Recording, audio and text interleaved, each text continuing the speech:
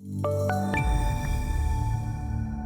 the equity market, taking a look at the S&P futures, which had some seesaw price action today, quite a bit of it. As a matter of fact, up at the highs, we're up about 1.3%, 1.29% at 38.73 in those S&P futures. And then a downside, down 1.88%, 37.52.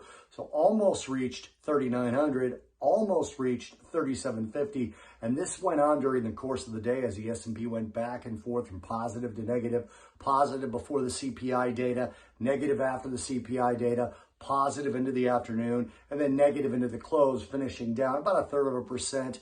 We'll really call this an unchanged day. If you look at it at a chart, it doesn't really look like much price action took place at all, and that's simply because of that seesaw action that I just described. Now, U.S. CPI came in stronger than expectations.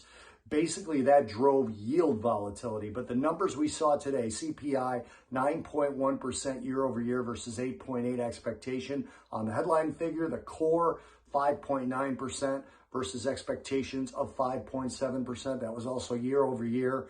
And the month over month headline up 1.3% versus 1.1%. And the core month over month up 0.7 versus an expectation of up 0.6. We now go from the lows post-pandemic on the actual consumer price index to the level that we reached in this past set of data, and you'll see that you're up over 15% from that point to now. That's in a very short period of time. So that's some pretty unseen inflation in the last 10 years or so. Now, as you look at what that could do to the Fed's position and things, the 2-year, 10-year yield curve spread is now at its largest inversion since 2007. We're looking at negative 23 basis points on that particular part of the yield curve.